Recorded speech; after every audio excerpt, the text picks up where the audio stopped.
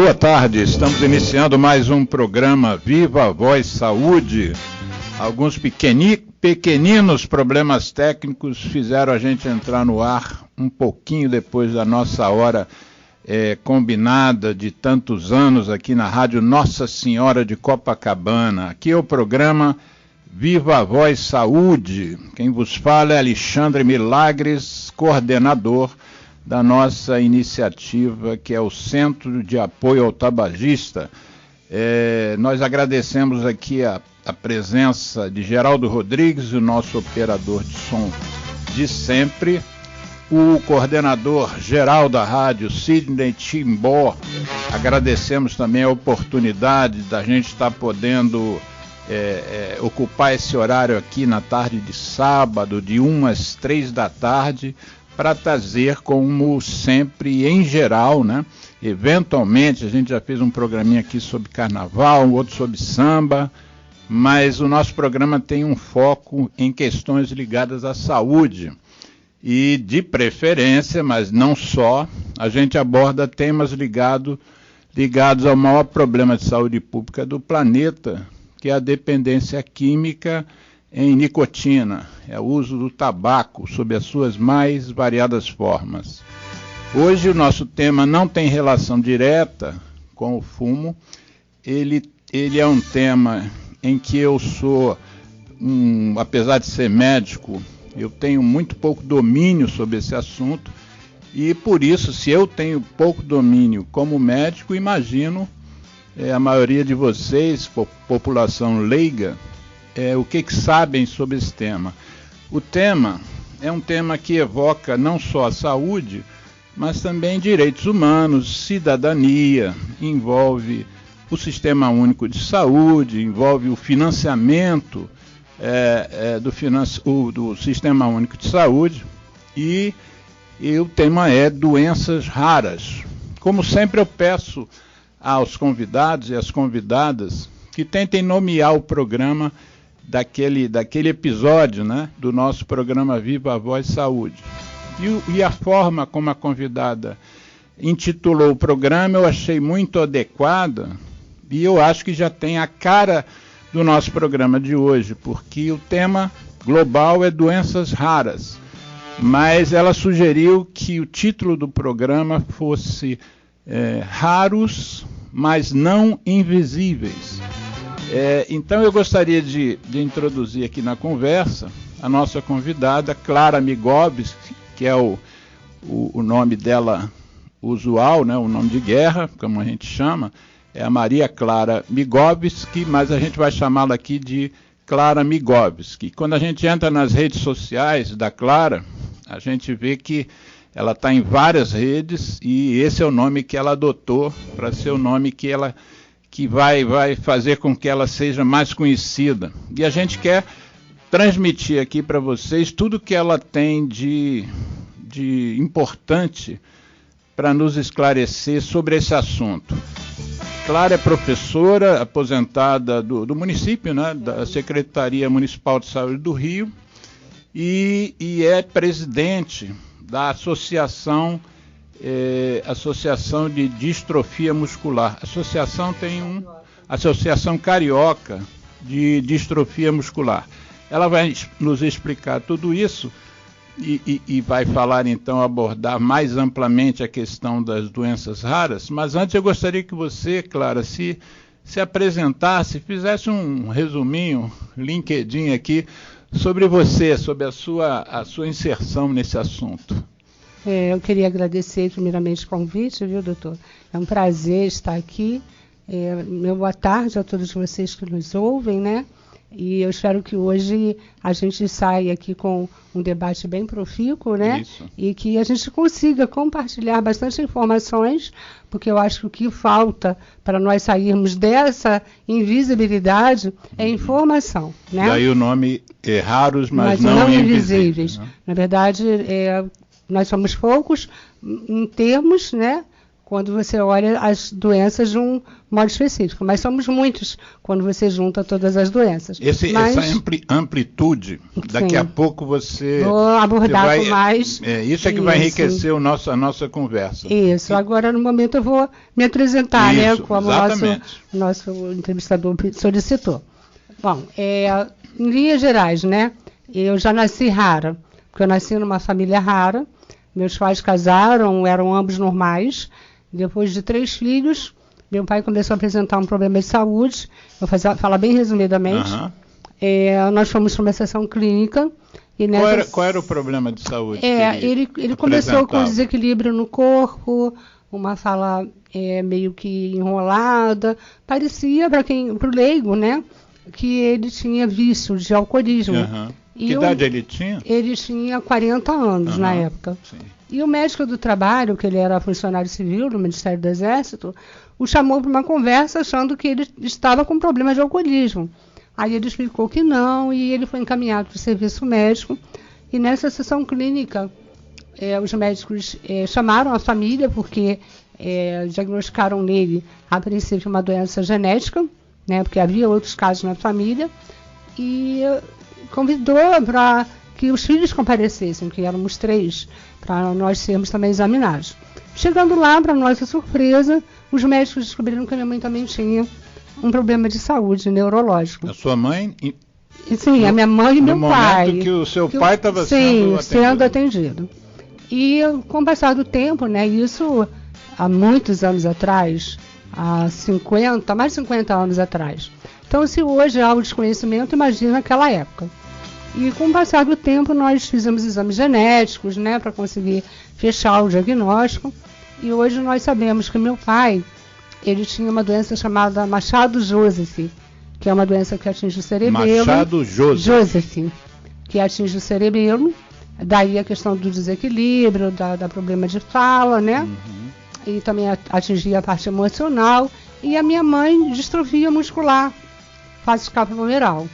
Então, dos 3 filhos, tudo indica que a minha irmã mais velha, ela herdou os 2 genes, porque ela começou com sintomas da doença com 15 anos, com 18 anos ela parou de andar e com 24 anos ela veio a óbito, né? Na ocasião da sessão, eu era mais nova, eu já tinha sintomas. E quando os médicos, seu pai tinha 40 anos, você tinha quanto? Eu tinha 6 anos. E, compreendeu meio... na verdade... Compreendeu, mas não compreendeu muito, né? Sim. Eu só vi que houve uma mudança brutal na questão da estrutura da família, mudança de endereço, que meu pai morava na Vila Militar. E para criança tudo é festa, né? E meu irmão, ele foi normal até os 40 anos também, né? E ele era militar da aeronáutica. Com 40 anos ele começou a desenvolver os sintomas da Machado-Joseph. Com 53 anos ele faleceu de óbito, né? E, na verdade, ele tinha só o gene da Machado-Joseph. Eu, com 6 anos de idade, eu já tinha sintomas. E os médicos disseram que, no meu caso, a evolução seria mais rápida, mais grave, e que talvez eu não passasse da adolescência. Posso te perguntar a sua idade hoje? Sim, eu ia falar exatamente isso. Eu costumo brincar que eu estou entrando na 3ª adolescência. Hoje eu estou com 59 anos. Olha. Né? E o que eu entendo, né, que nada acontece na nossa vida por um acaso.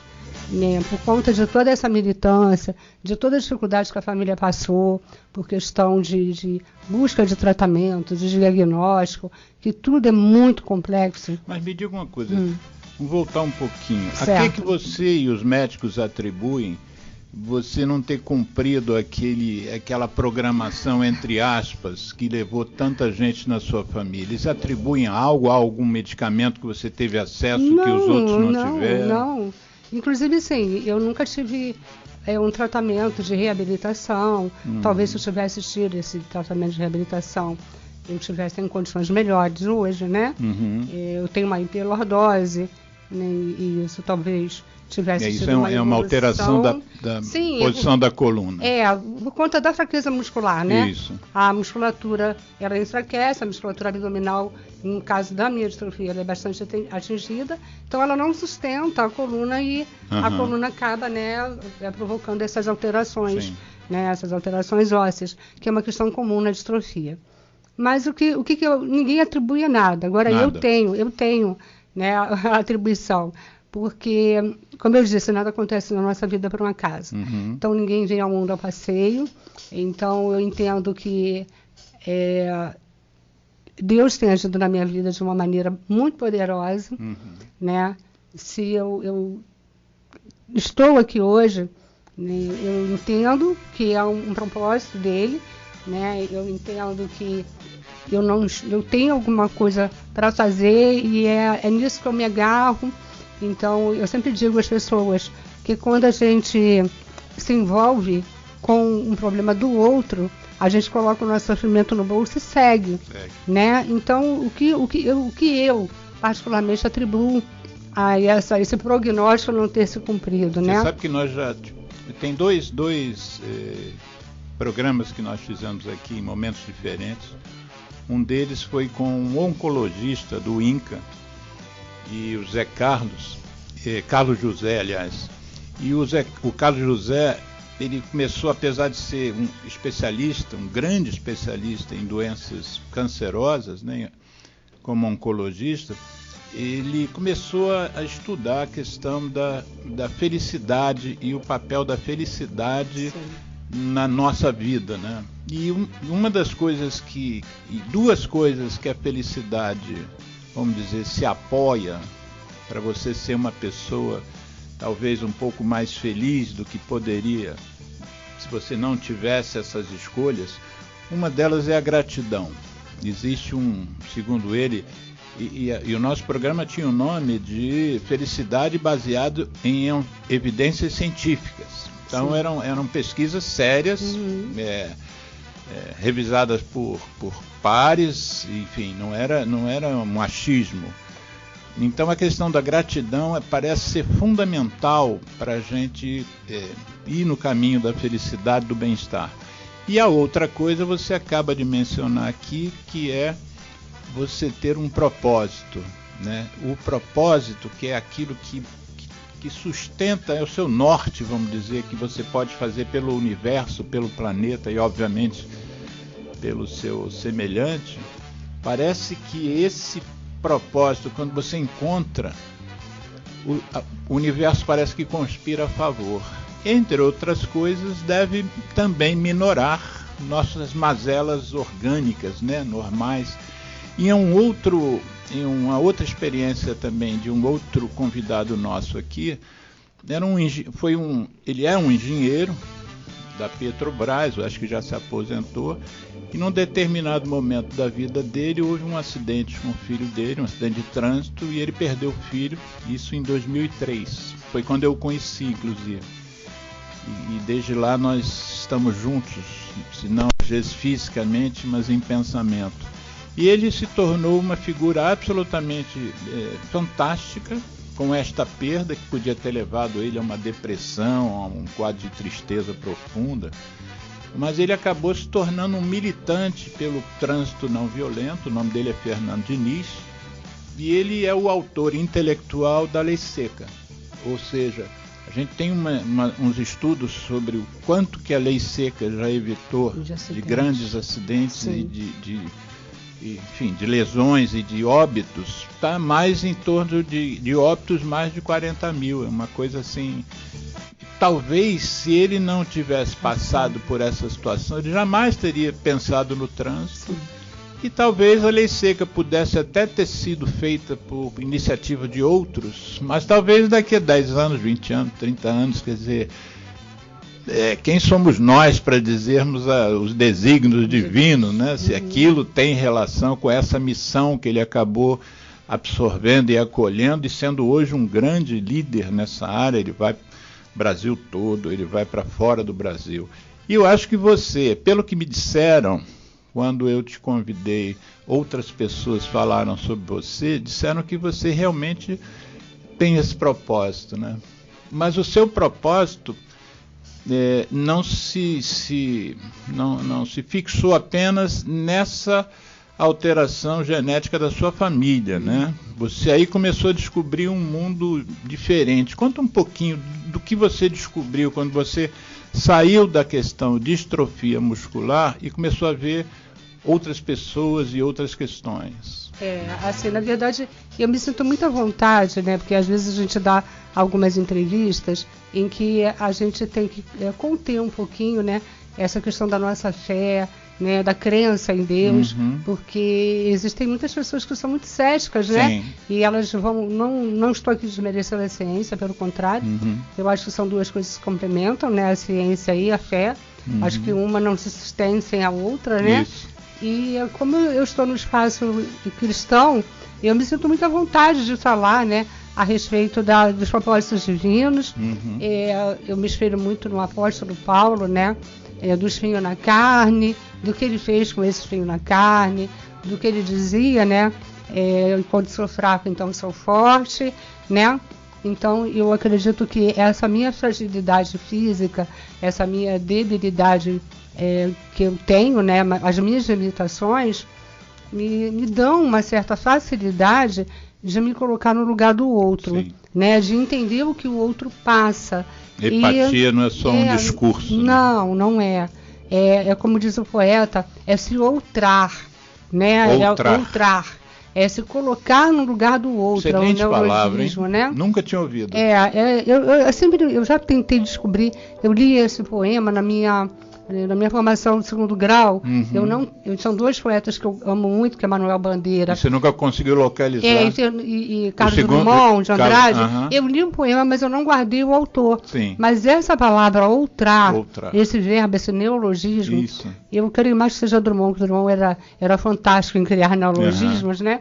Então, isso me impactou muito naquela época, né? Eu falei, gente, por que não existe esse verbo? Isso. Né?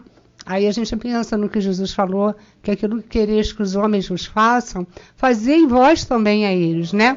Isso nada mais é do que se outrar, né?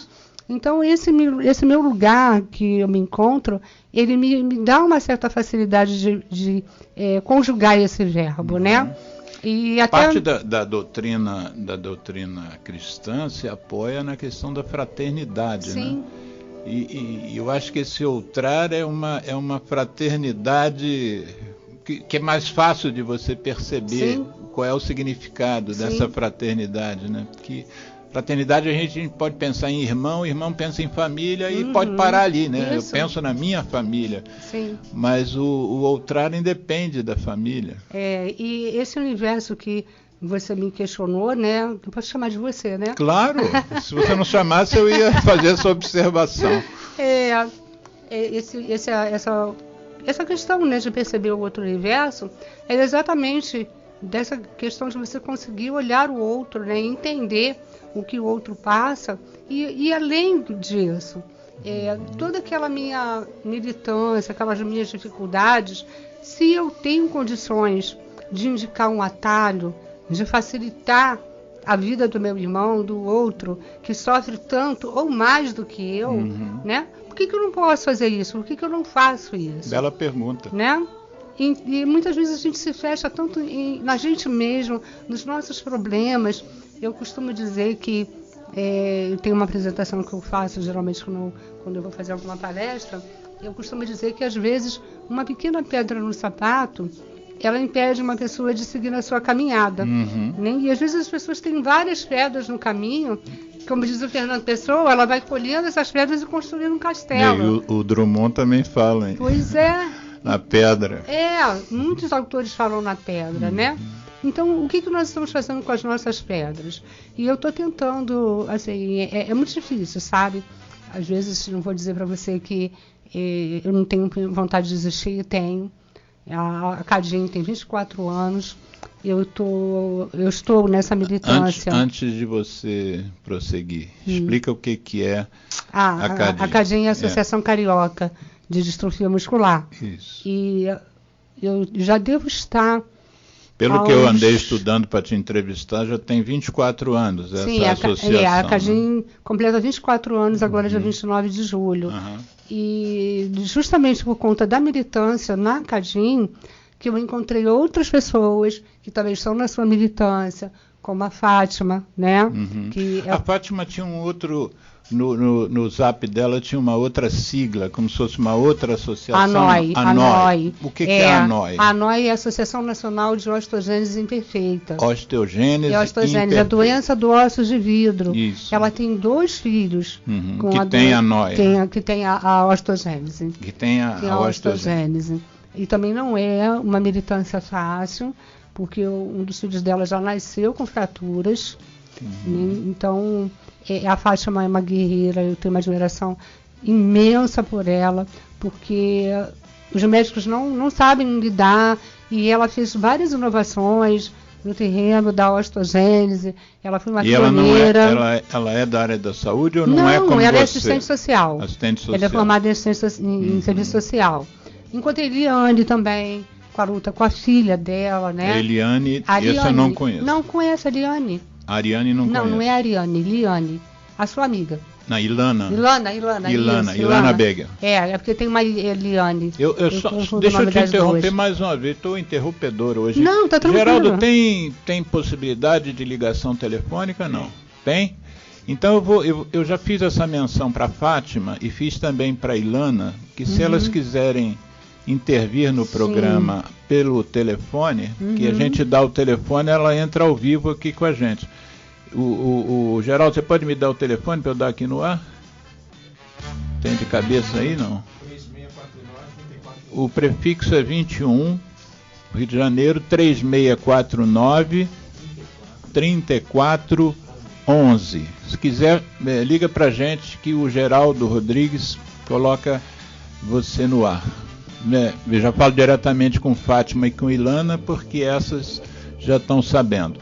E o Zé Mauro também, o neurologista, tem como colocar o Zé Mauro aí, aquele áudio dele, o Geraldo? Tem? O Zé Mauro é um neurologista que lida também com 2 doenças que a gente pode enquadrar nessas que a gente está conversando aqui. Uma delas é a ELA e a outra é a SAF, a Síndrome Alcoólica Fetal. Vai ter que baixar ainda. Então daqui a pouco a gente bota o áudio, mas o Zé Mauro também ficou de dar uma ligadinha para a gente para conversar com a Clara. Aliás, Clara, o sobrenome dela é Migovski, eu perguntei se ela era parente de um colega nosso, que é o Edmilson Migovski, e ela confirmou que é prima dele. Bacana o Migovski. E então, em que momento, Clara, que você saiu da distrofia muscular e começou a exercer também essa liderança com outras das chamadas doenças raras? E acho que, se não me falha a memória, em 2015, se não me falha a memória, em uma associação de São Paulo, a FAG, Associação dos Familiares e Amigos de Pessoas com Doenças Raras, começou a trazer para o Rio de Janeiro um movimento para unir as associações de doenças raras, fazer caminhada em Copacabana. Caminhada, você diz as caminhadas de um movimento cidadão, faixas e... Isso, exatamente. Para chamar a atenção da sociedade, né, para a causa. E no primeiro encontro, meia dúzia de pessoas, as pessoas ainda, eu inclusive não pude ir, porque a minha cadeira... De que ano isso, mais 2015 ou menos? Ou 2016, Então recente. Esse movimento das raras aqui no Rio de Janeiro foi trazido por essa associação, através dessa caminhada, e a gente, nesse dia eu não pude ir, eu estava com um problema na minha bateria da cadeira, então fazer caminhada com bateria ruim não dava. O ano seguinte se repetiu. Aí nós começamos a fazer congresso, nós fizemos um congresso junto com a Comissão de Defesa da Pessoa com Deficiência da OAB, né? E começamos a chamar a atenção, né? E assim a gente começou a se encontrar, a gente foi descobrindo, e também coincidiu com o nascimento, ou na verdade, uma maior divulgação das redes sociais. Sim. Né? Que as redes sociais é uma realidade bem recente. Né? Recente. Então, nós começamos a nos encontrar não só nesses encontros, mas nas redes sociais, e começamos a perceber que nós estávamos lutando individualmente, cada um no seu quadradinho, praticamente pelas mesmas coisas. Uhum. Né? Então, nós temos de 6 a 8 mil doenças raras. Vamos voltar um pouquinho, porque isso aí, se a gente tivesse editando um vídeo agora, a gente tinha que colocar flashes, aquelas... Sim. Coisas que a gente faz em edição de vídeo, né? Porque isso é muito impactante, né? Você não está falando de 8 mil pessoas no Brasil que têm doenças raras. São 13 milhões. Exatamente, você está falando que são 8 mil doenças raras e que no Brasil apenas, se eu entendi bem, são 13 milhões de pessoas que em algum grau maior ou menor são portadores de doenças raras. Se eu fosse bom de matemática, eu ia querer saber quanto é que dá 13 milhões em 210. O Geraldo vê na calculadora aí. Basta você pensar na questão dos desempregados, né? Sim. Quando a gente escuta na TV 13 milhões de pessoas desempregadas, nós ficamos impactados com esse número, né? Isso. Mas quando você fala, são 13 milhões de pessoas com doenças raras, e aí? O que isso impacta a pessoa? Né? Onde estão essas pessoas? Exatamente. E o que acontece? Não, e me chama a atenção, quando eu li sobre a sua associação, a CADIM, que ela tem 24 anos, mas me chamou a atenção agora o fato de você dizer que essa intervenção começou há 6 anos, né? Sim. A gente seria leviano eu dizer que até agora essas pessoas lutavam sozinhas, cada um pelos seus, não digo interesse, mas pelos seus problemas. Deixa eu até assim, eu acho que a gente pode contextualizar isso de uma maneira que fique bem claro, que não é uma questão de egoísmo, de ego, que as pessoas podem achar que é isso. Não é. Quando você recebe Será que alguém acharia isso? Não, assim, porque estão lutando sozinhos, por que não se juntam, né? Porque não querem perder o poder. E existe. Não vou dizer que não existe, porque existe. Eu conheço um senador que está me ajudando, não vou querer botar outros movimentos. Mas isso assim, eu acho que nem é um... Acho que não seja pertinente nós abordarmos esse foco, porque o nosso objetivo é justamente... Ampula isso. Agregar, né? Meu objetivo sempre foi agregar. Eu acho que desagregação não leva a nada, você só fica sozinho. Você inicialmente, ao aderir, não sei se você é a fundadora da CADIM, você ali já estava agregando, mas agregando pessoas com problemas semelhantes, mas que não eram poucas pessoas. Não, é exatamente assim. Voltando lá, quando a gente recebe o diagnóstico, você recebe o diagnóstico da seguinte forma, pelo menos foi assim que nós recebemos na minha família. Você tem uma doença rara. Aí você já pensa, né? O primeiro link que você faz. Estou sozinho no mundo. Né? Se é raro, eu vou encontrar um para onde? Né? Para discutir. Não tem tratamento. Aí eu, ok. Então, o que eu tenho que fazer? É uma doença degenerativa. Ela vai progredir, vai acontecer isso. Aí eu, ok. Então eu sento na beira da estrada, choro. Os cenários não são nada... É o pior possível. Né? Então, você tem uma ideia de como começou a CADIM. Como nós nos encontramos. Né? Porque era assim, todo mundo achando que estava sozinho no universo. Doença rara, Aí como é que aconteceu esse encontro? É o que eu vou falar agora. Eu trabalhava numa escola municipal. Aí uma amiga... Como professora? Aí uma professora amiga... de português? Na verdade, eu tenho formação em língua portuguesa. Eu li. Mas eu trabalhava no primeiro segmento, primeira, quarta série. Sim.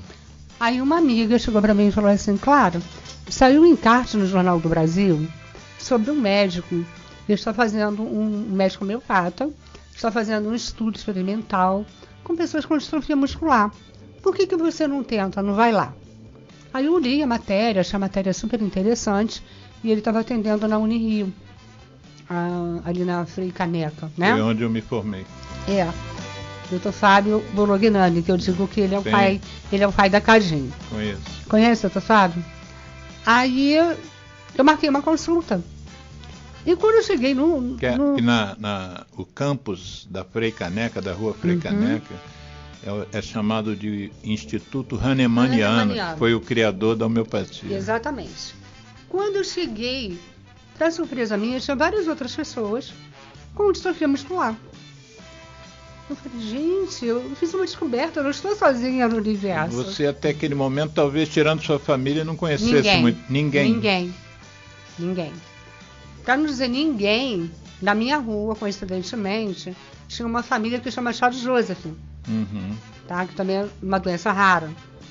Mas voltando, né, para o nosso encontro lá no Instituto Hahnemanniano, nós começamos, enquanto aguardávamos a consulta, que era bastante demorada, começamos a conversar e começamos a perceber como era rica a nossa troca, né? Como é que você resolveu isso? Eu resolvi da seguinte forma. Como é que você faz locomoção, transporte? Eu uso o metrô, eu faço não sei o quê. Aí nós começamos a trocar tanta experiência. Eu falei, gente, como está sendo rica essa troca, né? E na ocasião já existia a Associação Brasileira de Distrofia Muscular, que era em São Paulo. Eu falei, o que a gente... E são associações, desculpe, da sociedade civil, né? Da sociedade civil. Não são sociedades médicas. Não, sociedade civil. Aí eu falei, por que a gente não faz uma associação, né, de distrofia aqui no Rio? Aí o doutor Fábio pediu autorização aos pacientes para compartilhar o contato. E eu entrei em contato, assim, foi bem marcante o início da Cadinho. Aí você já tinha feito sua turminha ali. E assim, foi bem marcante, porque foi o início do uso da cadeira de rodas motorizada. O início do uso da minha cadeira motorizada. Eu usava a cadeira, mas alguém me empurrando. Sei. Então, a minha primeira saída sozinha, de metrô, foi para ir no Instituto Hahnemanniano para pegar os contatos das pessoas e montar a Cadinho. Quando foi isso? Há 24 anos. 1991. E esse tratamento que ele estava fazendo um experimento, teve algum desfecho? Sim. Na verdade, ele não traz cura, mas ele atrasa a evolução da doença. Sim. As questões respiratórias, que é muito comum na distrofia muscular, né? Ele controla bastante questão de resfriado, pneumonia. O doutor Fábio tem uma admiração muito grande por ele. Eu sempre digo que ele é o pai da Cadinho, né? E na ocasião ele disse, olha... Na escola de samba, que eu já fui de escola de samba, a gente chama de presidente de honra.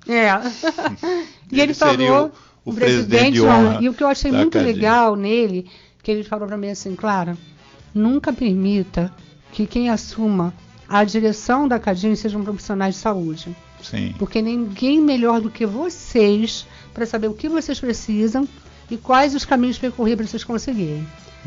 E a gente tem isso no nosso estatuto, só pode fazer parte da diretoria quem tem distrofia ou parente, pai, mãe, irmão, né? É complicado às vezes a gente conseguir constituir uma diretoria, mas a gente está há 24 anos mantendo esse conselho que ele nos deu e a gente vê que realmente é o melhor caminho. Depois nós vamos continuar com as doenças raras e com as questões mais de cidadania, né? Porque esse movimento seu me parece um movimento extremamente cidadão, né? Sim. O doutor Zé Mauro já disse que fico na guarda da sua chamada. Zé Mauro, estou olhando aqui sua mensagem no Zap. A gente, quando começar o segundo bloco, a gente entra em contato com você ou você com a gente. O telefone, o Geraldo vai repetir o telefone aqui. Fala, Geraldo. Daqui. 3649 34 11. Se você quiser, Zé Mauro, aqui pelo Zap, me manda o seu telefone, que quando a gente, daqui a mais ou menos uns 15 minutos, a gente vai começar o segundo bloco, a gente já liga para você. Já inclusive falei com Clara que você ia ter uma participação no programa, e ela até me perguntou se você está morando ainda em Teresópolis. Depois você me responde aqui. Mas então, a gente liga daqui a mais ou menos 15 minutos, né, Mauro? Mas, onde é que a gente estava? Nós estávamos 24 anos atrás, na Constituição da Cadinho. Não, Quantos hoje a Cadinho, quantos membros tem mais ou menos? Olha, eu tenho um catálogo de 300 pessoas mais ou menos. 300 pessoas que individualmente, às vezes, estão representando famílias que têm mais de... Não, são 300, são 300 pessoas mas portadoras. o universo é muito maior. Portadoras.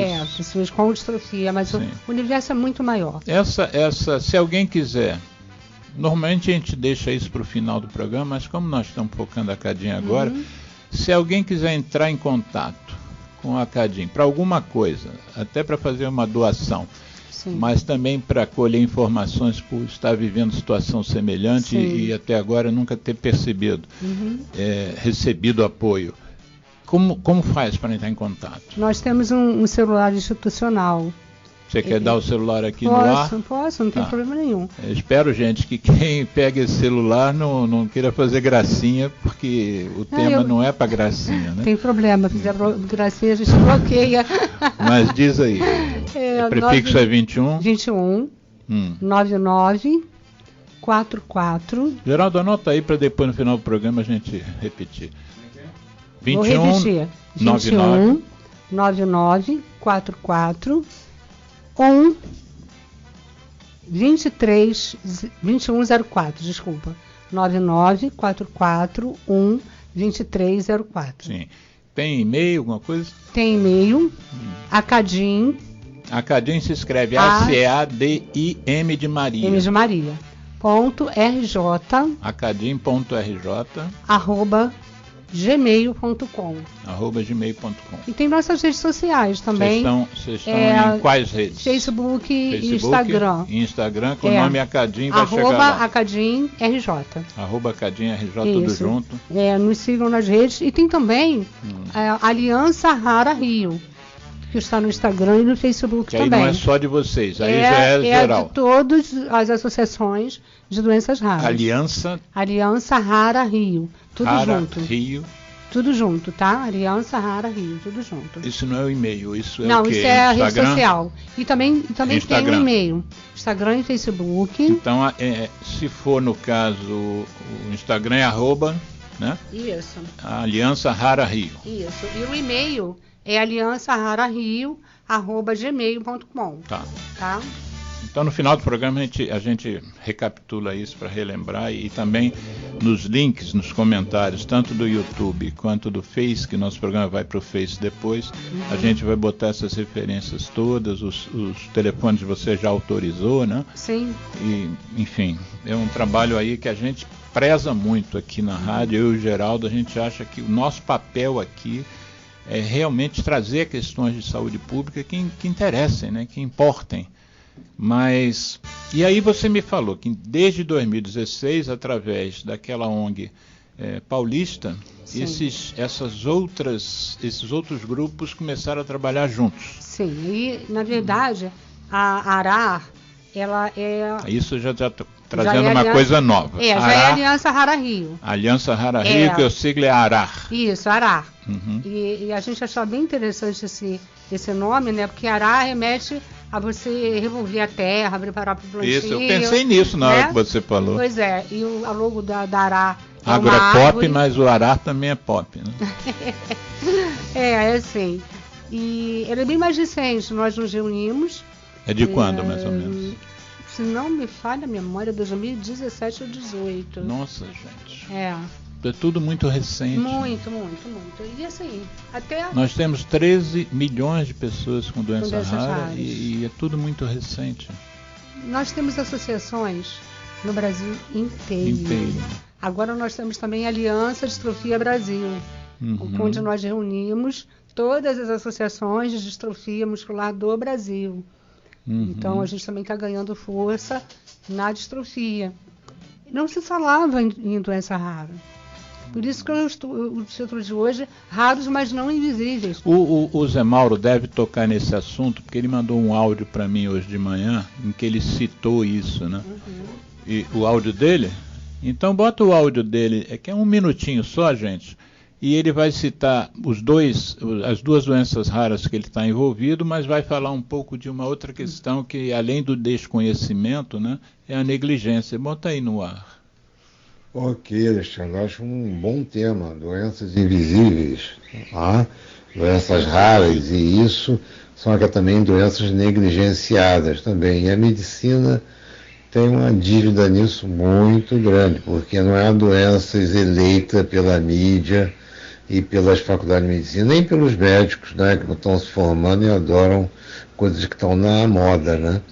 Então eu vou tentar uma hora, depois de uma hora, entre 1 e 2, eu falo contigo, eu mando mensagem para poder dar aí uma modesta colaboração. Em doenças raras nós estamos com 2, né, que foram linhas de pesquisa na UFRJ, programas acadêmicos nossos de ensino e pesquisa, que é a ELA e a outra é a síndrome alcoólica fetal, né? São doenças subestimadas, né? Mas vai ser uma coisa rápida. Aí gostaria, sim, para contribuir com o programa aí, dar um toque leve só para lembrar essas 2 doenças, tá bom? Falou, um abração, tchau.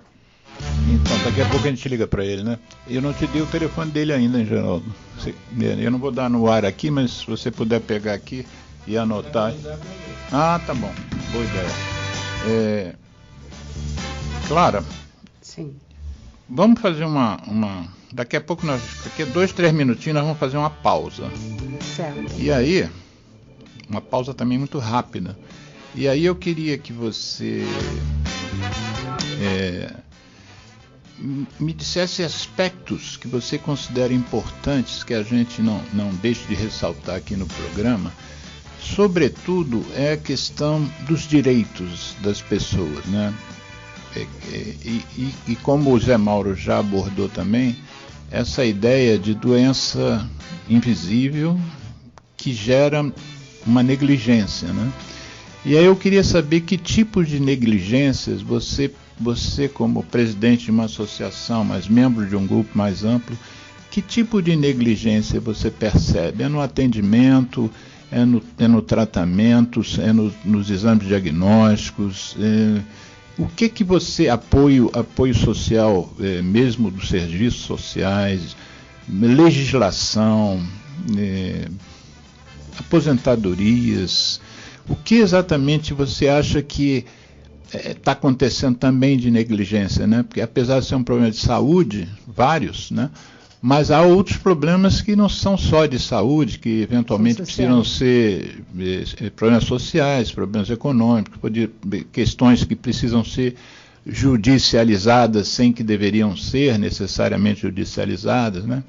Então vamos fazer o seguinte, vamos deixar essa parte para o próximo bloco.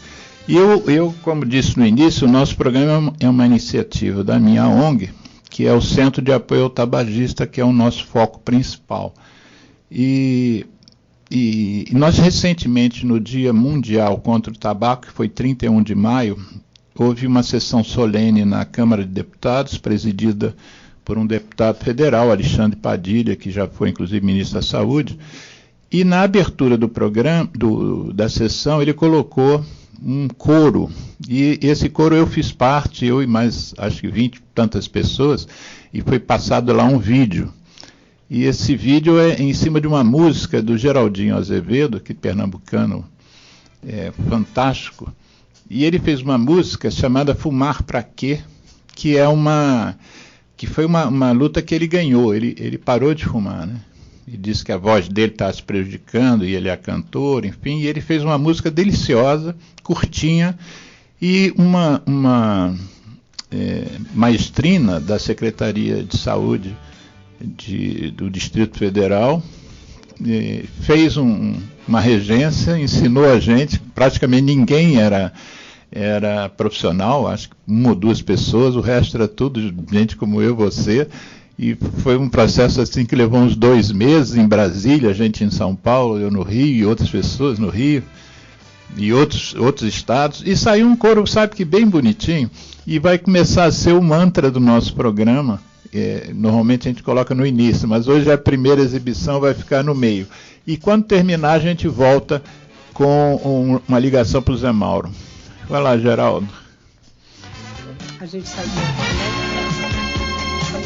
ZYU 201, Associação Comunitária Nossa Senhora de Copacabana, 98,7 FM, Rua Hilário de Gouveia, 36, nono andar, Copacabana, Rio de Janeiro.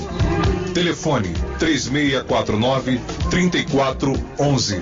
E-mail estudionsc@gmail.com.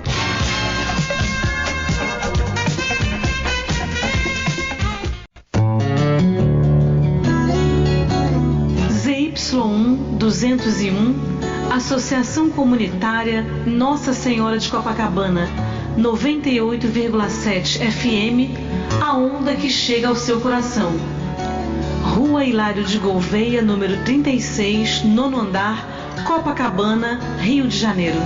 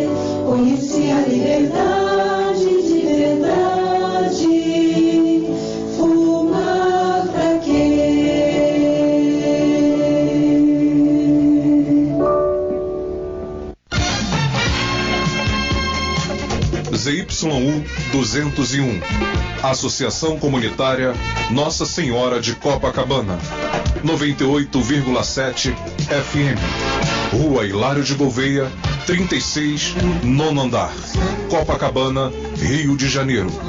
Telefone 3649-3411. E-mail estudionsc@gmail.com.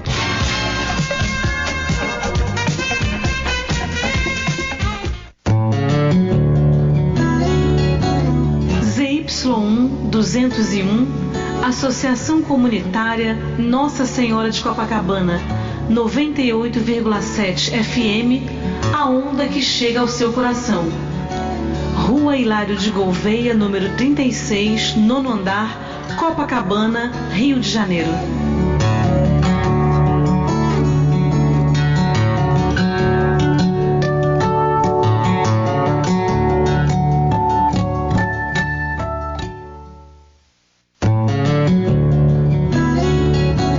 ZY1 201, Associação Comunitária Nossa Senhora de Copacabana, 98,7 FM, a onda que chega ao seu coração. Rua Hilário de Gouveia, número 36, nono andar, Copacabana, Rio de Janeiro.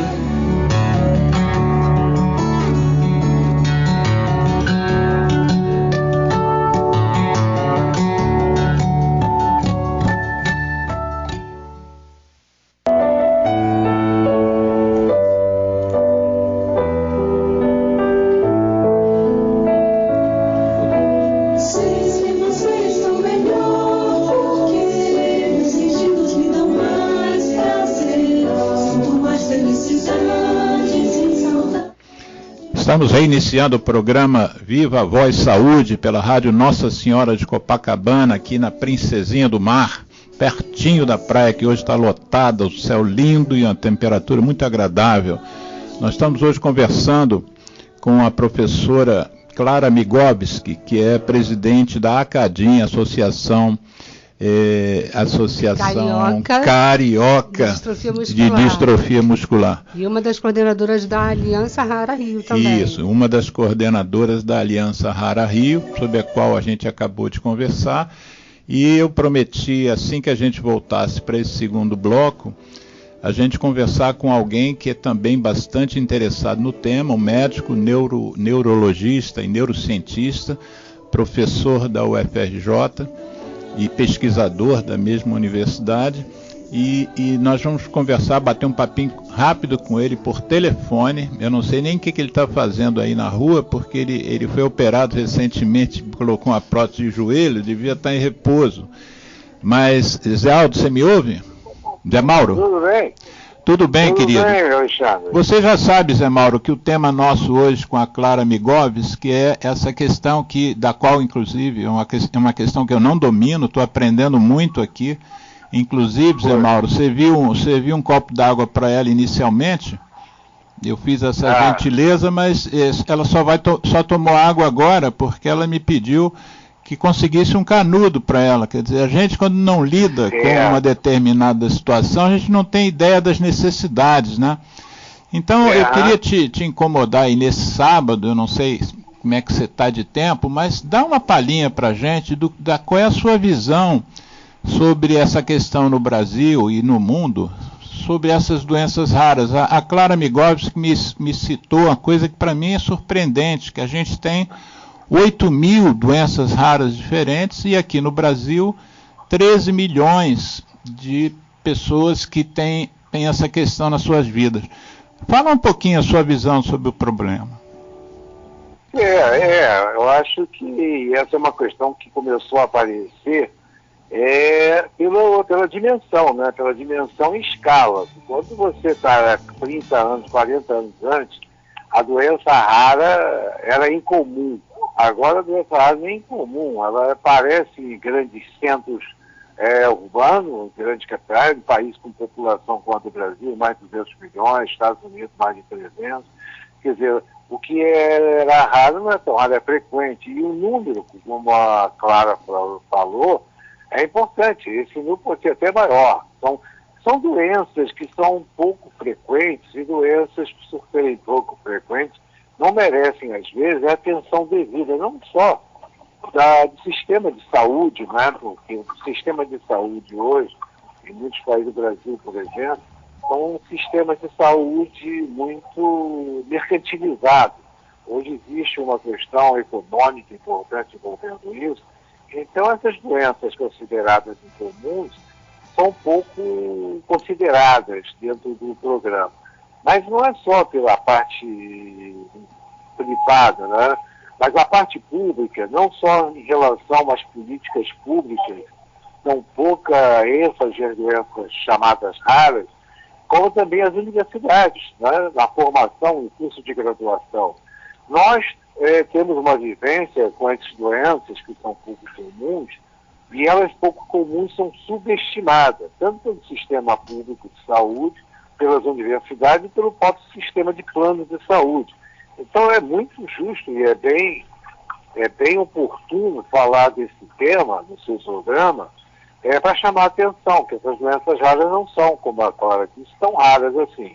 E são pessoas, são pacientes. A gente tem no Instituto de Neurologia, talvez um dos maiores ambulatórios em persistência, né, em continuidade, o ambulatório de ELA do mundo. São mais de 40 anos que nós temos um ambulatório que atende pacientes com esclerose lateral amiotrófica. Zé Mauro, diz para o povo o que é ELA. A ELA, por exemplo, que é considerada uma doença rara, ela é uma doença neuromuscular degenerativa, cuja causa não se sabe ainda, sendo que das formas de ELA, 10% é a forma familiar. Nós temos no nosso ambulatório uma frequência que é fora do comum, qualquer outro país. Nós podemos dizer que por semana, eu estou um pouco afastado agora, mas por semana, no auge, algumas décadas, nós atendemos 2 casos novos de ELA por dia, ou por semana. O nosso ambulatório lá é às terças-feiras. E está sob os cuidados hoje do Dr. Cláudio Dressi, e eu e a doutora Marli ficamos ainda dando supervisão. Mas toda terça-feira, sem faltar um dia, sem interromper uma só vez, durante 40 anos, nós temos um grupo lá que atende pacientes com ela. Então ela é essa doença degenerativa, progressiva, fatal, cuja causa não se sabe ainda, tirando os 10% que são de ordem familiar, genética, e que tem trabalhos lá na Fiocruz sendo desenvolvido hoje, já descobrimos algumas coisas até, e tem também pesquisa sobre a forma molecular, que é a pesquisa no fundão, que é para o nosso paciente ELA. Então é uma doença de desafio, é uma doença ainda que compromete pessoas na faixa etária de 40, 60 até 70 anos, tem algumas formas descritas como forma juvenil, mas nós, pela nossa experiência prática de mais de 40 anos, não acreditamos muito na forma juvenil. Talvez seja uma forma de doença neuromuscular, uma outra forma, uma forma de amiotropia espinhal progressiva. É esse o caso, por exemplo, do Stieff-Hawkes, que se costuma dizer que ele teve ELA. O Stieff-Hawkes não teve ELA, que ela não é uma ELA clássica, não é uma ELA esporádica, nem familiar. É uma doença de uma amiotropia espinhal progressiva com uma forma clínica muito parecida com a ELA. Tanto que o Stieff-Hawkes morre com 76 anos. Nenhum paciente de ELA morre com 76 anos sem evolução de 50 anos e sem falência respiratória final. Então a ELA é uma doença, como você falou, é uma doença degenerativa, evolutiva, progressiva e fatal, caracterizada por paralisia progressiva, disfagia, depois disartria, e o que é pior, mantém o paciente lúcido. Então ele vai ficar tetraplégico aos cuidados do sistema de saúde. Muitas vezes esses pacientes podem ir para a CTI, ser entubados, ficar numa situação vegetativa por muito tempo, porque eles não morrem, a não ser pela falência respiratória, não corrigida. Então é uma doença que merece atenção. Zé, aproveitando a tua experiência, e nós vamos daqui a pouco abordar com a Clara Migovski, abordar outras questões que não ligadas diretamente à doença, mas a questão de direitos sociais, direitos humanos e de cidadania. Você acha que o SUS e o sistema, mesmo privado, eles estão atentos a essa questão ou está passando batido? Eu acho que essa questão, quando a gente fala de SUS, o SUS é um sistema excelente, copiado do modelo inglês, é um sistema único de saúde e podemos dizer que no Brasil ele é muito bem desenvolvido, apesar de tudo, e serve até como exemplo. Mas as políticas públicas, financiamentos para a área de saúde, educação e ciência, elas estão no Brasil de forma lastimável. Então, o SUS, apesar de tudo, funciona, mas deveria ser mais bem considerado do ponto de vista de investimento geral em saúde, em especial para essas doenças. Então, não só o SUS, como política pública de saúde, também as universidades públicas deveriam ter, vamos dizer assim, dar um espaço na formação de graduação e pós-graduação para essas chamadas doenças raras. E instituições como o Instituto de Neurologia de Olinda Couto, que é um hospital universitário federal, está numa situação também quase alimentada como fundão. Então, isso é uma crise que repercute nas doenças, repercute nas doenças pouco frequentes, nas doenças raras, repercute em todo mundo, né? Então, eu acho que é um momento de não só chamar atenção para essa questão que você está falando, mas aproveitar e realmente trazer esse tema para discutir, porque as doenças raras como a ela, outra doença também que a gente aproveita para falar aqui é a síndrome alcoólica fetal, que é uma doença também bastante frequente, embora não identificada, não diagnosticada, mas que resulta de uma situação bem banal, que é o consumo de álcool, bebida alcoólica na gravidez. E no Brasil nós temos uma quantidade que é maior do que a incidência de TDAH, incidência de doença de Down, da síndrome de Down. Então, eu vou colocar, Zé Mauro, eu vou colocar no link do nosso, eu vou colocar no link do nosso programa, tá me ouvindo? Estou ouvindo. Eu vou colocar no link os 2 programas que eu fiz com você, um sobre a ela e o outro sobre a síndrome alcoólica fetal. Para os ouvintes que estão hoje acompanhando a gente terem acesso a isso que a gente fez antes. E eu já me comprometo a você e Clara a fazer mais para frente um outro programa junto e de repente trazendo outras associações também que ela vai nos apresentar para a gente fazer com que esse tema, a gente dá a nossa contribuição aqui, eu e Geraldo, na rádio. A Clara queria falar uma coisinha para você aqui, ó. Tá boa tarde, José Mauro, tudo bom? Boa tarde, Clara, prazer em falar contigo. Igualmente, nós tivemos o prazer de estarmos juntos lá no Hospital São Francisco de Assis, na época que o senhor era o diretor lá, né? Foi um período importante. É importante que você fale aí, que leve esse tema adiante com a sua experiência, com o seu trabalho pioneiro. Sim, eu queria aproveitar a oportunidade até para enfatizar essa questão lá do Instituto de Neurologia, de Olinda do Couto, né? E a questão do sucateamento, não só das universidades, né, da educação, mas também do Serviço Público de Saúde, a situação em que se encontram hoje os pacientes adultos com distrofia muscular, né? Nós temos lá a doutora Glória, lá no Instituto de Olinda do Couto, uma excelente médica, né?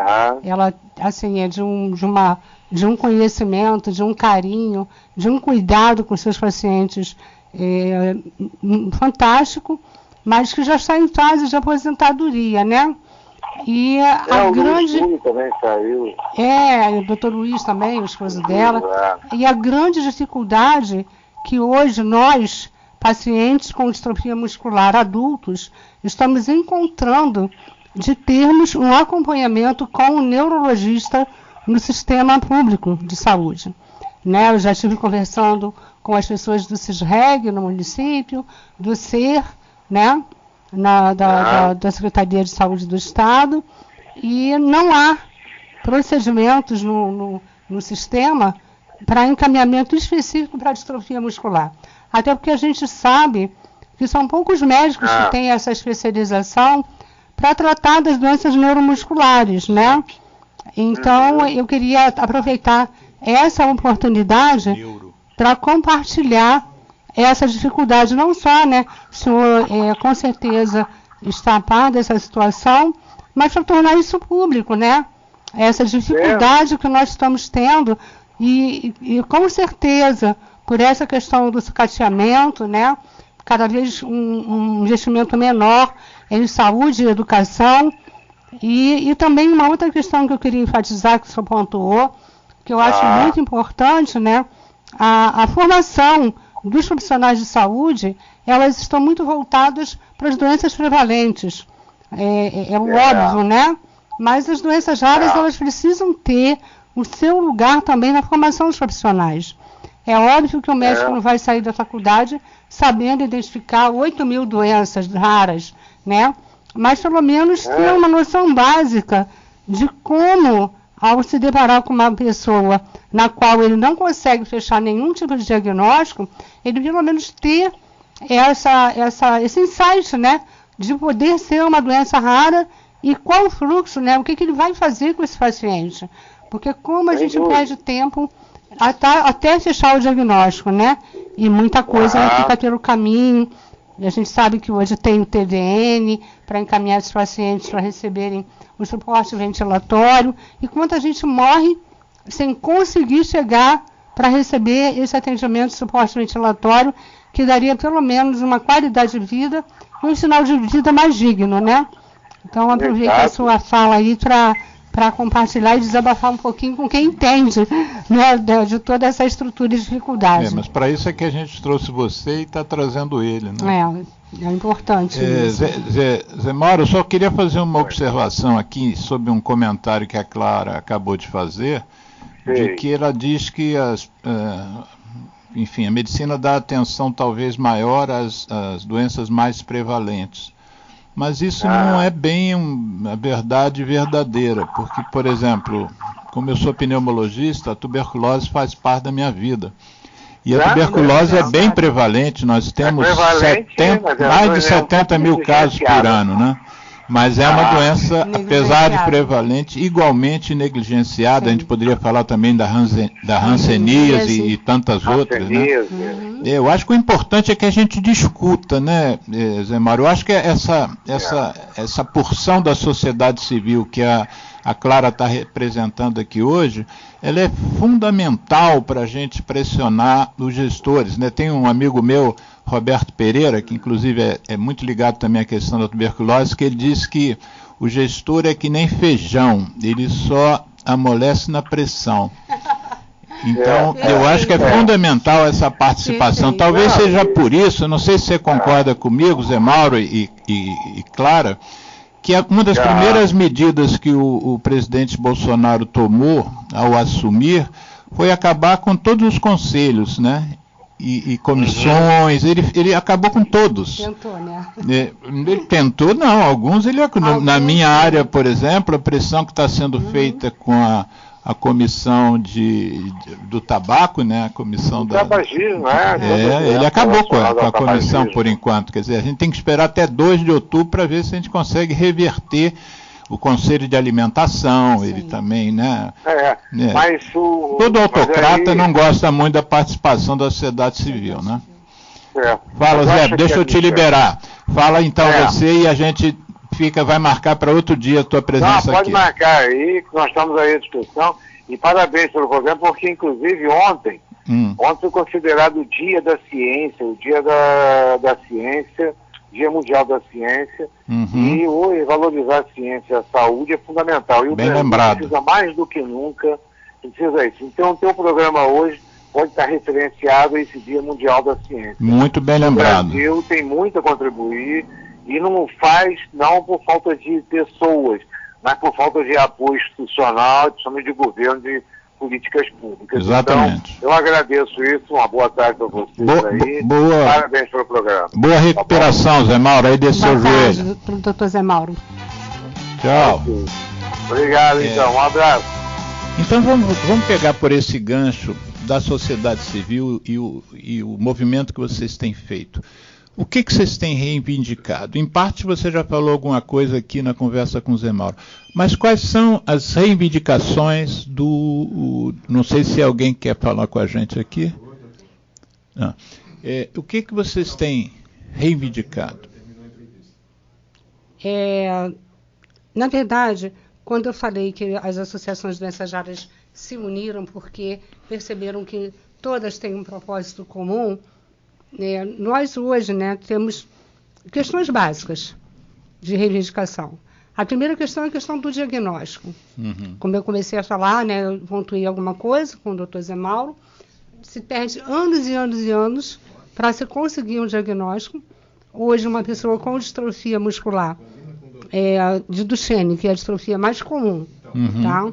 Ela só tem o seu diagnóstico com 7 anos de idade, quando ela já teve uma perda muscular absurda, né?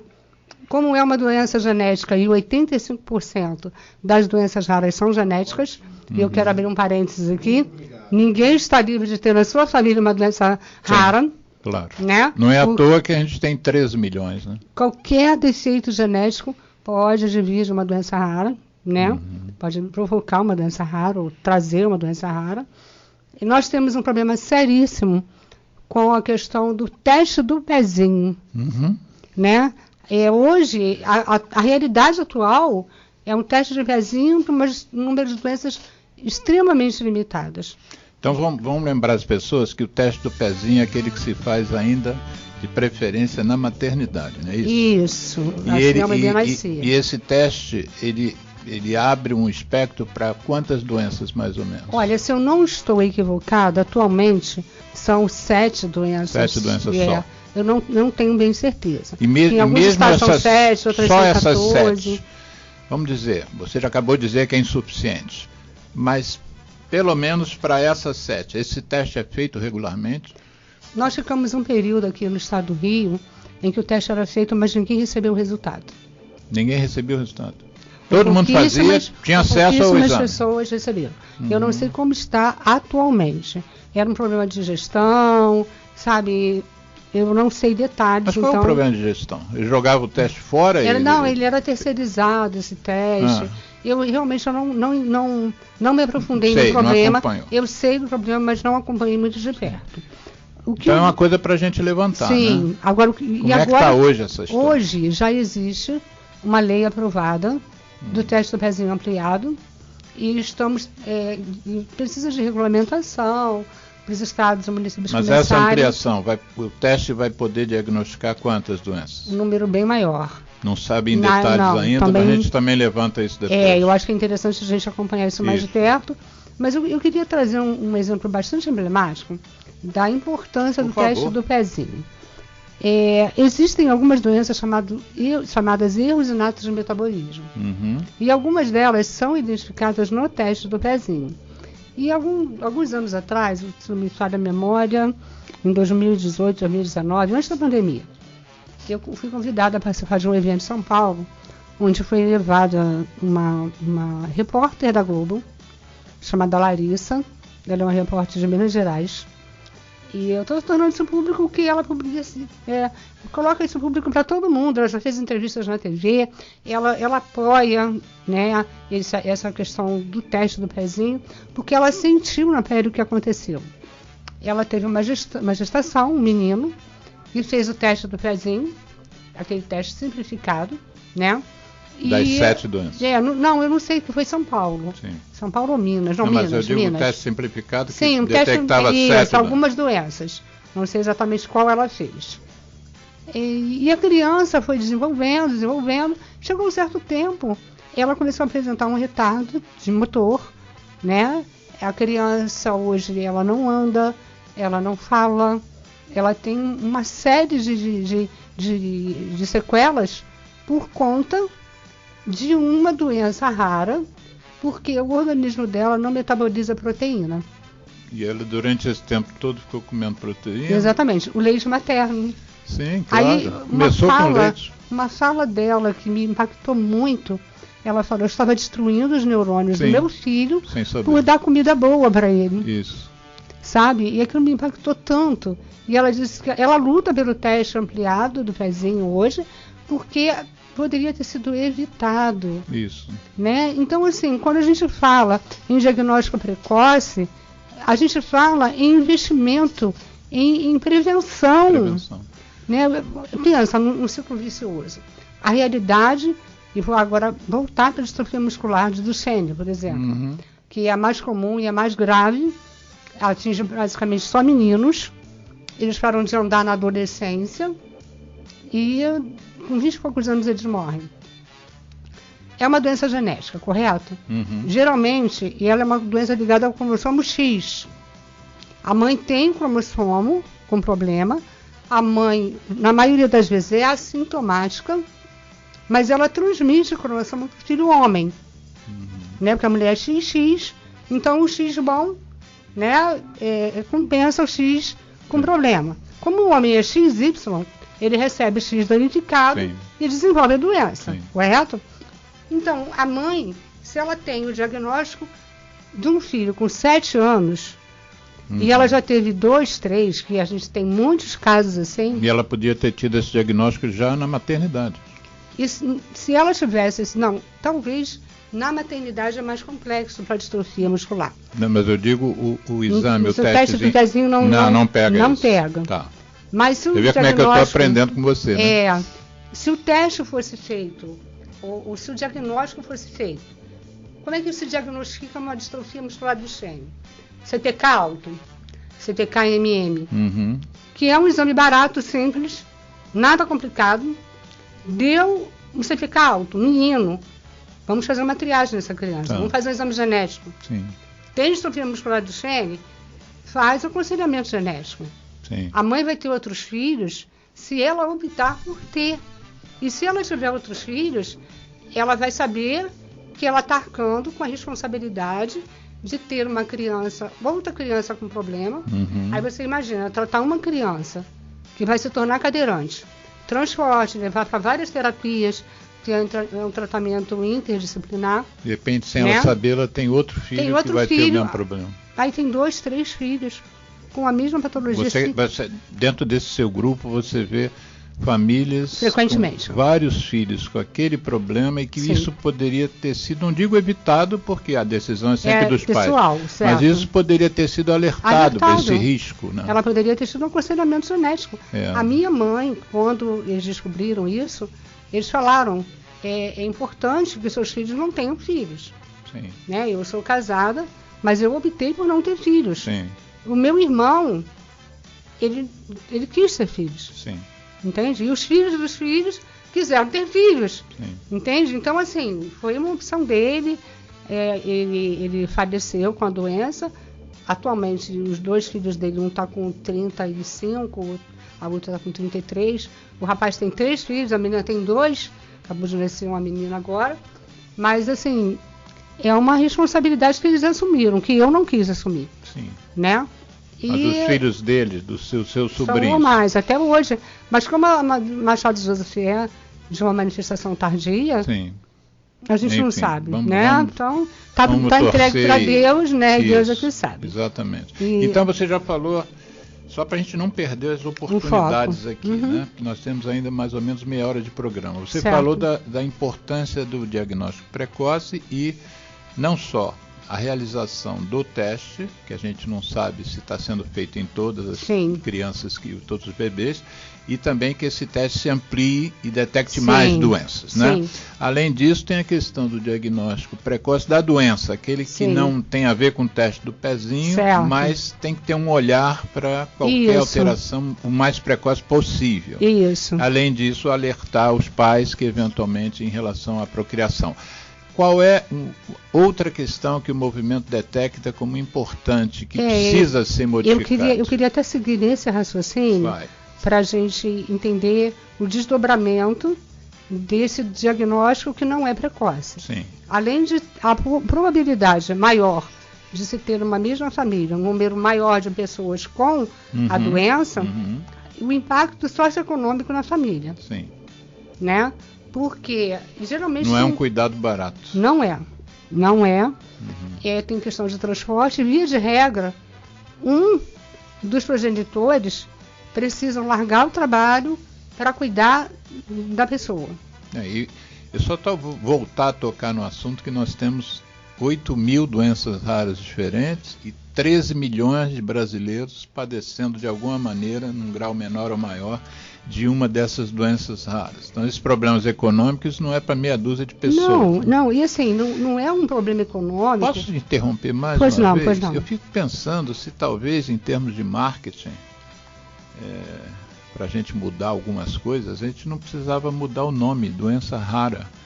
Porque quando fala doença rara, fica uma sensação de isso é pouquinho. Isso já está em discussão. Vamos ver como preocupar com isso já está em discussão, porque é prevalente, né? É.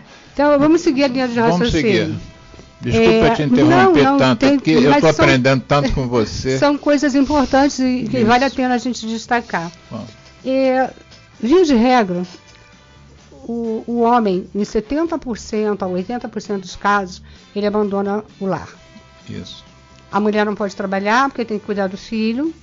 Essa criança, como que essa família vai sobreviver? Essa mãe com esses filhos, se ela não pode trabalhar, aí recorre ao LOAS. Aí já sobrecarrega a Previdência Social. Relembra o pessoal o que é o LOAS, que tem gente LOAS que não sabe. É o que a gente chama de BPC, Benefícios de Prestação Continuada. Pessoas com deficiência têm o direito de receber um salário mínimo, né? E isso impacta na economia. Sim. Né? E impacta bastante. Não só porque a pessoa sai do mercado de trabalho, vai viver a custas da Previdência Social. Isso. Não é porque ela quer, não é porque... E o que a gente vê muito, o indeferimento desse LOAS, de pessoas em situação de miséria. Indeferimento é a pessoa a negativa. Pede e a resposta é não. Não. E como se justifica? O diagnóstico não estava claro? O que justifica? Olha... Se está na legislação, tem das é mais um direito. variadas justificativas. Quais são? Né? E uma questão que a gente tem que também entender são os critérios para se receber o LOAS. Uhum. Né? Que é uma miséria de renda per capita. Sim. Né? Que nenhum ser humano sobrevive com aquela renda per capita que ele acha. Quem tem aquela renda per capita não faz uso ao LOAS. Sim. Entendeu? Então você tem que ter um salário reduzido para um número grande de pessoas. Quase que tem que estar abaixo da linha da pobreza. Abaixo da linha da pobreza. Uhum. Né?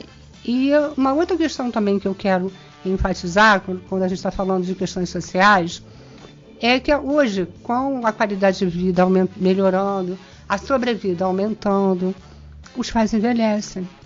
Sim. Enquanto a doença degenerativa ela vai progredindo e as dificuldades vão aumentando, em contrapartida, o pai e a mãe vão envelhecendo, ou a mãe que está cuidando. E essas pessoas precisam que alguém, é o meu caso, alguém me tire da cama, me coloque na cama, me ajude no banho, me dê banho. Eu não tenho a mínima vergonha de falar isso, porque é a minha realidade. Sim. Eu não posso dizer não. Eu já tive a minha autonomia até algum tempo atrás. Mas como é uma doença degenerativa, hoje eu não tenho minha autonomia. Sim. O meu esposo, ele tem um problema cardíaco, ele fez a substituição de uma válvula, né? Sim. Então, assim, ele não tem condições mais de me tirar da cama, me colocar na cama, por questões de saúde. A gente precisa ter cuidador o tempo integral, de domingo a domingo. Existe cuidador público? Não.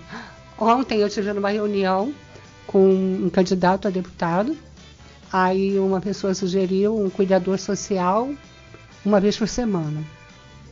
Aí eu falei que essa não é a política pública ideal, porque se o pai e a mãe não conseguem mais tirar uma criança da cama, ela vai tomar banho uma vez por semana, ela vai pegar um sol uma vez por semana, ela vai ter o direito de ir ao médico uma vez por semana, e a pessoa ainda colocou que era uma vez por semana para a mãe descansar. Sabe? Então, assim, são coisas que... Você sabe que às vezes a realidade brasileira, ela não é conhecida nem pelos brasileiros, né? Sim. É que dirá a realidade de fora do Brasil. Sim. Então, eu, por exemplo, estou agora me atentando a questões que você está trazendo aqui, que eu confesso para você, para o geral, para os ouvintes, que eu não tinha me atentado para mais de metade das questões que você tem levantado. Mas, por exemplo, eu tenho uma experiência pessoal, eu fiz minha especialização médica na França, muitos anos atrás. E depois fiquei acompanhando e tal, eu sou assistente lá da universidade, e eu recebo artigos, e enfim.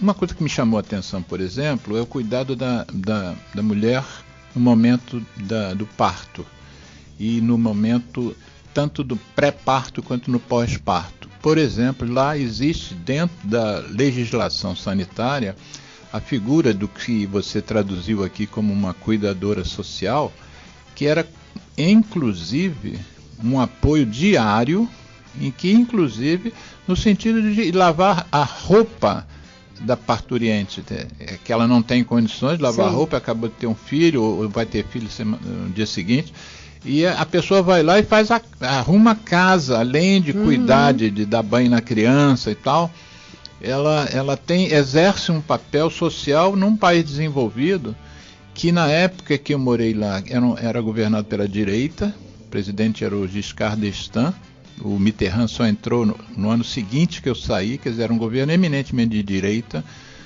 e que tinha uma noção social que a direita às vezes A gente fica imaginando que é impossível que a direita pense socialmente, né? Mas a direita pode pensar socialmente, é porque não pensa, né? Via de regra, pensa pouco. Mas isso que você está me dizendo, isso faz parte da legislação do SUS, essas necessidades, essas doenças, vamos dizer, pelo fato de elas serem raras, há muito tempo, há pouco tempo, se pensa nessas questões pequenas, mas que não são pequenas. Olha, eu acho que essa discussão, como a doença rara num todo, né, ela está vindo agora à tona. Eram sofrimentos individuais de famílias isoladas. Né? Há pouco tempo foi divulgado nas redes sociais um testemunho muito impactante, não de uma doença rara, mas de uma mãe solo com um filho autista, né? O filho dependia dela, não sei se é autismo ou paralisia cerebral. Eu sei que o menino era totalmente dependente dela. A mãe morreu com o menino dentro de casa. O menino parece que ficou 3 ou 4 dias sem que ninguém percebesse que ele estava com a mãe morta dentro de casa. Né? Cara, que chocante. Muito chocante. Ela não tinha uma rede, né? E isso a gente fica impactado, mas isso é uma realidade de muitas mães solos, de muitas famílias solos, de muitas pessoas vivendo seus dramas pessoais, né, sem uma rede. E quando chega essa situação extrema, né, extremada, de uma pessoa que morre e a outra fica ali, sem que essa rede se movimente, totalmente, né? Então, pessoas com doenças raras, elas estão muito sujeitas a isso. A Ilana que me apresentou você, sim, e que me apresentou o tema, né? Mas só que era durante a pandemia, a gente estava sem programa. Certo. Mas eu tive, assim que voltou, a rádio voltou, os estúdios abriram aqui, com todos os cuidados, mas assim que voltou eu quis trazer esse tema, porque, a Ilana me preveniu, o verbo acho que mais adequado é esse, me preveniu pelo Zap, hoje de manhã ou ontem de noite, dizendo que você iria me emocionar. E eu posso te dizer com sinceridade, você está me emocionando de um jeito assim que difícil de controlar. Ai, meu Deus, não foi minha intenção. Não, mas é bom a gente se emocionar, né? A gente sair um pouquinho da nossa estrutura quase que de concreto armado e outrar. Voltando àquele verbo que você trouxe, que eu ouvi pela primeira vez. Sim. Bom, não vamos perder oportunidades. Temos pouco mais de 15 minutos de programa. Quais são as outras necessidades? Nós certamente vamos ter que voltar com esse tema. Sim, aqui. É muito abrangente. Muito abrangente, não vai dar para a gente esgotar o assunto, mas não vamos perder essa oportunidade hoje. Diagnóstico precoce, apoio social, LOAS, né, o financiamento das pessoas, das famílias com algum recurso, cuidadores, enfim, também vias públicas, por via pública, né, como uma política pública. O que mais que são necessidades do seu movimento? Tratamento. Porque o que a gente percebe? Embora a gente tenha uma legislação de apoio integral à pessoa com doença rara, e agora nesses últimos anos do governo tem surgido também algumas legislações, e eu costumo dizer que em termos de legislação, a pessoa com deficiência, que na verdade alcança as pessoas com doenças raras, né, porque a maioria das doenças raras cursam com algum tipo de deficiência, nós somos muito ricos em termos de legislação. Mas, na prática, elas existem de fato, não, quer dizer, elas existem de direito, mas não existem de fato, porque muitas vezes a gente não conhece os nossos direitos, é uma luta muito grande, a questão do tratamento impacta muito. Por que eu digo isso? Porque primeiro a gente precisa de reabilitação, e sim, o SUS é uma oferta limitadíssima de reabilitação. Reabilitação, fisioterapia? Sim, em todos os sentidos, terapia ocupacional, fonoaudiologia. Eu, no ano passado, eu escrevi um outro capítulo na minha história. Em pleno auge da pandemia, No último dia do mês de março, eu sofri uma queda da cama. Isso já era 11 e pouca da noite. Eu quebrei o fêmur. Você estava tentando se levantar? Não. Estava dormindo? Estava tentando fazer uso da comadre. Sim. Aí eu me virei muito. Desequilibrei e caí da cama. Lei da gravidade jogou no chão. Entendeu? A minha prima tinha me colocado como dependente num sistema de ambulância, né, atendimento domiciliar. Nós ligamos lá para pedir ambulância para eu ir para um plano de saúde, que como funcionário da prefeitura eu tenho um plano de saúde pequeno, mas que me atende em determinadas situações. Eles não conseguiram achar o meu cadastro, a gente teve que recorrer à ambulância do SUS. Sim. E o SUS só leva para o SUS, né? Enquanto morriam 3.000 pessoas de Covid por dia. Foi nessa época. Eu estava na sala amarela do Salgado Filho. Sim. Aguardando cirurgia. E eu acabei, por conta da rede, que é uma coisa que não me solta, né? Até por conta do movimento, das coisas que a gente se envolve, né? Isso é outra importância da rede. Né? Eu consegui sair para uma enfermaria, onde o diretor do hospital me disse que não tinha o material necessário para a minha cirurgia. Aí eles me colocaram no sistema de regulação, ou eu ia para o HTO, ou eu ia para o meu plano de saúde. Eles optaram pelo plano de saúde, que talvez seria mais rápido. Eu fui para o Tijutrauma. Eu fui operada lá no Tijutrauma, quer dizer, o segundo hospital que eu passei, na academia. Eu fui para casa e o médico, daqui a 15 dias você volta. Antes de completar 15 dias, eu comecei com uma arritmia cardíaca, uma dor insuportável no peito, minha saturação baixou, e aí chamaram a ambulância novamente. Aí dessa vez eu fui para o hospital do Grajaú, fiquei internada no CTI 7 dias, porque eu estava com uma anemia profunda e descompensou tudo, estava com água na pleura. Meu Deus! Sabe, foi assim, dependente do suporte ventilatório 24 horas e lutando porque os médicos não sabiam lidar com a distrofia, querendo aplicar medicamentos que são contraindicados no meu caso, e eu dizendo que eu não podia, e o médico me questionando, e os médicos que me acompanham tentando entrar em contato com a equipe, a ponto de um médico chegar para mim e dizer assim: olha, a senhora tem muito médico, a senhora escolhe um médico aí para falar comigo, porque muita gente querendo falar comigo, não dá para atender todo mundo. Um enfermeiro chegando para mim e falou assim: ai, vê se você tira esse BiPAP, você vai ficar viciada nisso. Viciado em BiPAP? Viciado em BiPAP.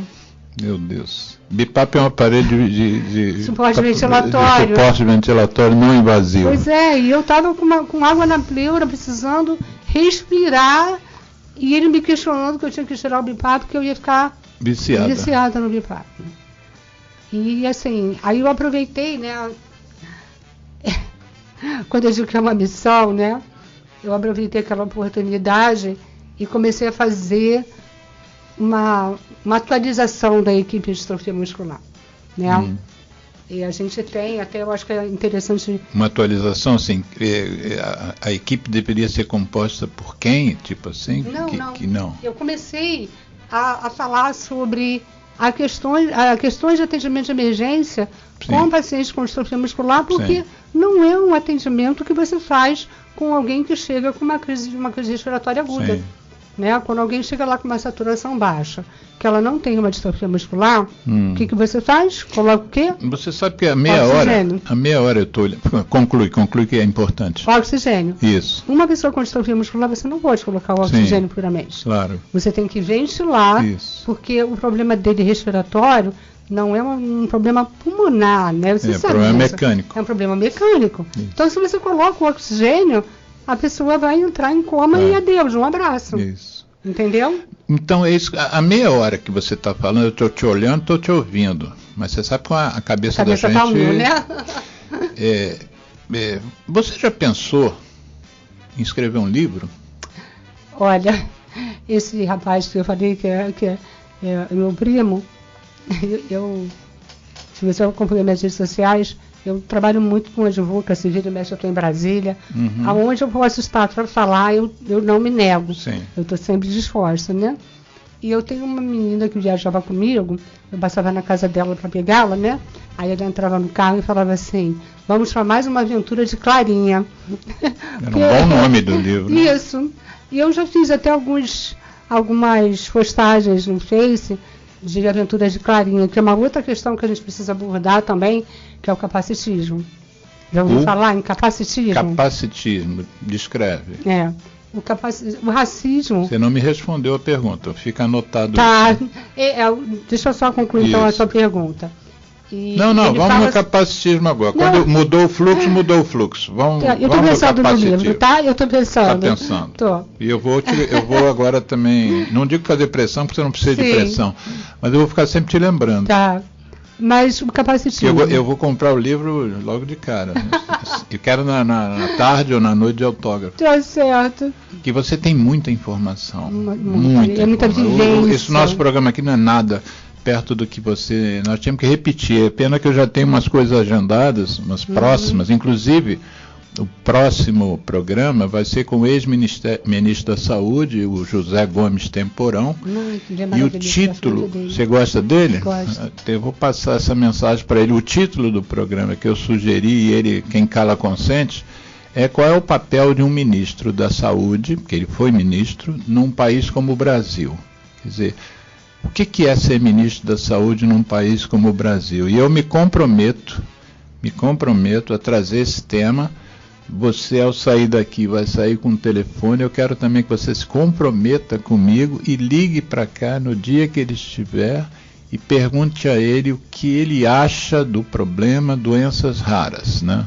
Porque aí a gente vai entrar numa situação muito complexa, que é a incorporação de tecnologias, que não vai ter tempo de nós falarmos sobre isso. Não vamos falar sobre isso, mas tem dois compromissos. Eu de trazer o tema sábado que vem e você de entrar no programa por telefone. Você vai estar no Rio, vai estar, enfim, assim, deve estar. Dependendo da data. Sábado que vem? Sábado que vem? Sim, eu acho que não tem. Então fala do capacitismo. O racismo está para a pessoa negra, como o capacitismo está para a pessoa com deficiência. Tá. Eu gostaria muito, eu até deixo um apelo aqui, que hoje tem se falado muito sobre o racismo, para tentar mudar essa realidade, né? Que eu acho um absurdo no país que nós vivemos, onde ninguém pode bater no peito e dizer, eu sou branco. Eu não posso. Não, e tem uma legião aí que diz que isso é mimimi. Mas, né? Até não é, né? E o capacitismo é a mesma coisa em relação à pessoa com deficiência. Você olha para a pessoa e você já determina o que ela pode ou não pode fazer. Sim. O que ela consegue ou não consegue fazer. Então, eu fiz umas tirinhas, até com esse título, né, fazendo link com a questão do livro, As Aventuras de Clarinha, em que eu retrato nessas charges, não está na minha rede, não. São poucos que estão na minha rede.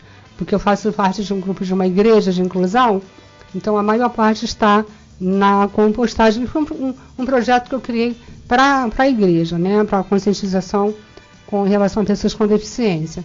Então, eu já passei por muitas situações capacitistas. Hoje mesmo a gente estava falando, quando a gente chegou aqui, as pessoas olham, tem alguém comigo, né? Que eu estava dizendo que quando a gente anda em cadeira de rodas, a gente parece um ser de outro planeta. As pessoas olham para a gente como se, nossa, né? Como se as pessoas têm vergonha de andar em cadeira de rodas, dificuldades. Eu tive dificuldade de aceitar cadeira de rodas por conta do olhar preconceituoso da sociedade, né? Então, as pessoas, às vezes eu estou na rua com alguém, as pessoas olham espantadas, assustadas e perguntam para quem está comigo, né? O que aconteceu com ela? Por que ela é assim? Aí, via de regra, eu olho para a pessoa, olha, você pode me perguntar, eu só estou sentada na cadeira de rodas. Eu posso te responder e eu até penso. Sabe? Porque, é sério, são coisas que a gente ri, mas são coisas que acontecem com tanta frequência. Diz outro exemplo de capacitismo. Outro exemplo de capacitismo. Quando eu estou com meu marido, é seu irmão? Como se uma pessoa com deficiência cadeirante é assexuado. Sei. Né? Quando eu estava para casar, eu me lembro, gente, isso é muito impactante, né? Eu dei um convite de casamento para uma vizinha. A vizinha chegou para mim e falou assim: olha, eu fiquei tão triste quando eu soube que você ia casar. Aí eu olhei para a cara dela: oi? Não entendi. Quer dizer, eu entendi, mas não queria entender o que eu estava percebendo, né? Aí eu não esperei nem ela falar nada. Eu só disse assim: olha, uma mulher com deficiência é uma mulher que tem sentimentos, desejos, emoções, como qualquer outra. Ela só tem uma deficiência. Ela não é a deficiência. Mas o que ela quis dizer com fiquei triste quando eu soube que você ia casar? Provavelmente, na cabeça dela, passou milhares de coisas, né? Como que eu ia casar? Como que eu ia ter um marido? Como que eu ia cumprir minhas funções de esposa? Você não ia dar conta. Não ia dar conta. Ela já sabia que eu ia me separar. Né? Ela já estava prevendo. O casamento, ela antevia a separação e não o casamento. Porque ela achava que era um absurdo uma pessoa com deficiência casar. Olha, eu estou fazendo um diagnóstico aqui que a gente precisaria de uns 4 ou 5 programas para chegar pertinho assim do que a gente precisa saber. É muita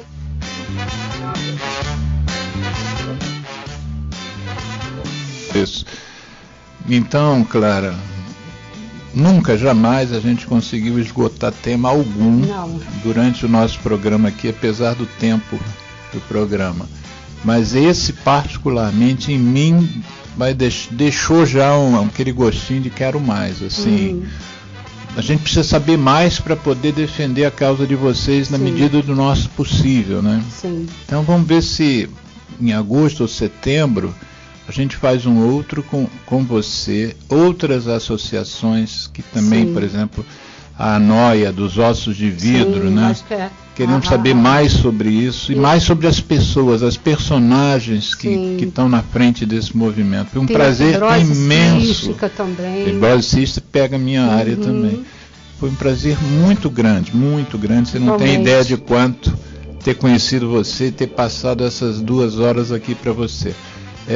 Eu queria que você, assim, esses 2 minutos, 1 minuto e meio que falta, encerrasse o programa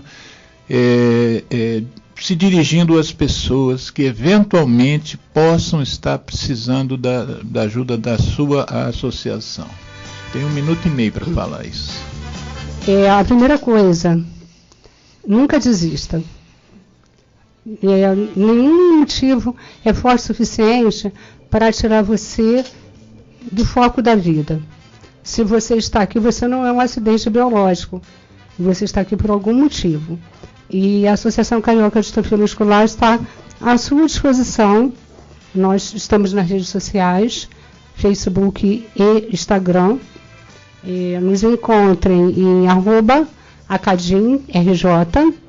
Se quiser nos mandar um e-mail, é acadim.rj@gmail.com.